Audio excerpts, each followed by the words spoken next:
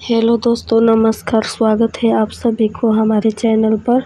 दोस्तों, आज के वीडियो में मैं आप लोगों को जिउतिया का व्रत कथा सुनाऊंगी। बहुत ही स्पेशल व्रत कथा है दोस्तों।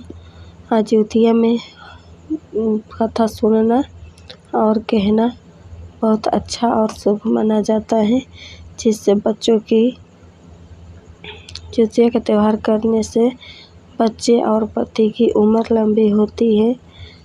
और जितबंधन बाबा की कथा है दोस्तों। तो चलिए कथा मैं शुरू करती हूँ। एक समय की बात है, एक गांव में सेठ और सेठानी रहते थे। दोनों के 2 बहुएं थी और 2 पुत्र थे। तो दोनों बहू और सास तीनों को बहुत पूजा करने में मन लगता था। बहुत श्रद्धा और मन से पूजा करती थी भगवान की। इसी तरह से एक दिन जिउतिया का त्यौहार आया और उसमें से छोटी बहू जो थी थोड़ी घमंडी टाइप की थी।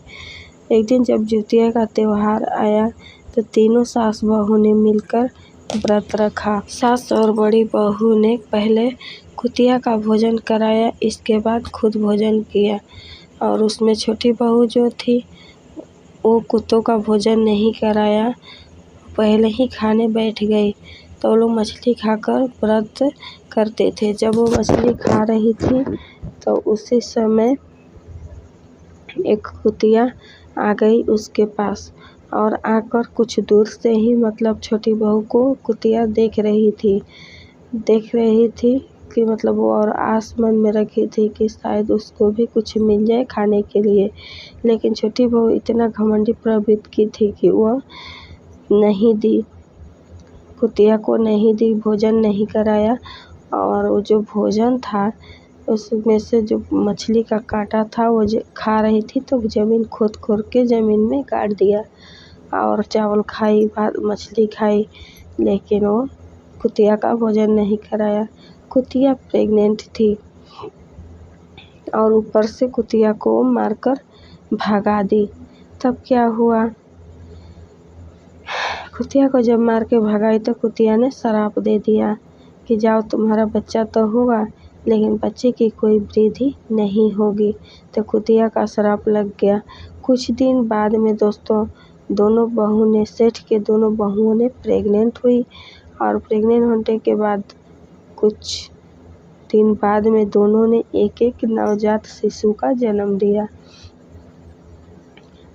जब वो लोग जन्म दिया तो बड़ी बहू का जो बेटा था वो तो समय के अनुसार वह बढ़ता गया और उसकी बुद्धि और शरीर हर चीज़ में वृद्धि होती गई। लेकिन छोटी बहू का जो बच्चा था वो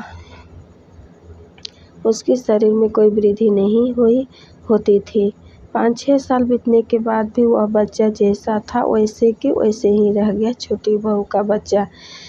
इसके चलते सेठ जो थे बहुत चिंतित रहते थे कि ये कैसा क्या हो गया, इसलिए वो बहुत चिंतित रहते थे। एक दिन उन लोगों के घर में जितबंधन बाबा गए साधु का भेष पकड़ के।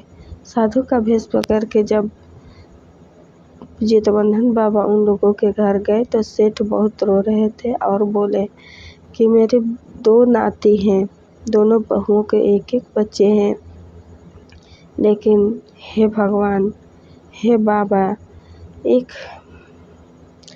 बड़ी बहू का बच्चा है वो तो समय के अनुसार बढ़ता है, देखिए इतना बड़ा हो गया, लेकिन छोटी बहू का बच्चा है वो जैसा जन्म लिया वैसे के वैसे ही है, न तो बढ़ता है न कुछ। ऐसा हमारे घर में क्यों हो गया, आखिर हमने क्या गलती की है। तब जितबंधन बाबा ने सारी बात बताई। बोले कि आपकी छोटी बहू जो थी, जिउतिया का त्यौहार करना था, उनको मछली चावल खा रही थी और कांटे खोद के ज़मीन में गाड़ रही थी। उसके सामने एक कुतिया बैठी थी, कुतिया पेट से थी, लेकिन फिर भी वो उस कुतिया ताक रही थी उसके भोजन की तरफ कि कुछ खाने को मिल जाए। लेकिन छोटी बहू ने कुतिया का भोजन नहीं कराया, ऊपर से कांटे जो था मछली का वो मछली चावल खा रही थी, मछली का कांटे था, वो ज़मीन में कूद-कूद कर दी। ये तो गलती की, ऊपर से कुतिया को मारकर उन्होंने भगा दिया। वही कुतिया ने इनको श्राप दे दिया है। उसी कुतिया के श्राप के चलते आज इस बच्चे के शरीर में वृद्धि नहीं होती है। तब सेठ जो थे वो बोले, बाबा ये बताइए कि कैसे ठीक होगा। जिस बंधन बाबा बोले कि ठीक होना तो मुश्किल है, तब और चिंतित होने लगे, रोने लगे, बिलखने लगे सेठ। तो फिर बोले कि बाबा कुछ तो उपाय बताइए ताकि ये बच्चा ठीक हो जाए, बच्चे के शरीर में वृद्धि आ जाए। तब फिर जगदीबंधन बाबा ने बोले कि देखिए, छोटी बहू के हाथों से सबसे पहले कुत्ते का भोजन कराएं। जब वो भोजन परोसती है तो सबसे पहले कुत्ते का भोजन कराएं उसी के हाथों से। जैसे जैसे गली के कुत्तों का भोजन कराएगी, वैसे वैसे बच्चे के शरीर में वृद्धि होने लगेगी। फिर उसी तरह से सेठ ने अपने छोटे बहू से बोले कि बहू, अब तुमको भोजन परोस के पहले कुत्ते का भोजन कराना है, इसके बाद और कोई भोजन खाएगा। तो देखिए दोस्तों, फिर छोटी बहू ने ऐसे ही करने लगी। जैसे जैसे कुत्तों का भोजन कराती थी, वैसे वैसे उसके बच्चों के शरीर में वृद्धि होना शुरू हो गया। तो इसी तरह से वह बच्चा भी बहुत बड़ा हो गया एक दिन। तो इस कथा में इतना ही है। जय हो चितबंधन बाबा। जिस तरह से उन लोगों का जीवन दान दिया, उस बच्चे का जीवन दान दिया, उसी प्रकार से कथा कहने वाले और कथा सुनने वालों के और जितिया का त्यौहार करने वालों का भी जीवन दान दीजिए, उसके बेटे का, उसके पति का। जय हो चितबंधन बाबा। इस कथा में इतना ही है दोस्तों। अगर मेरा कथा आप लोग को थोड़ा भी हेल्पफुल लगा हो, पसंद आया हो, तो प्लीज़ वीडियो को लाइक शेयर कर दीजिए। अपने चैनल पर नए हैं तो चैनल को सब्सक्राइब करके बेल आइकन प्रेस कर लीजिए ताकि हमारे वीडियो का नोटिफिकेशन आपके पास पहुंचती रहे।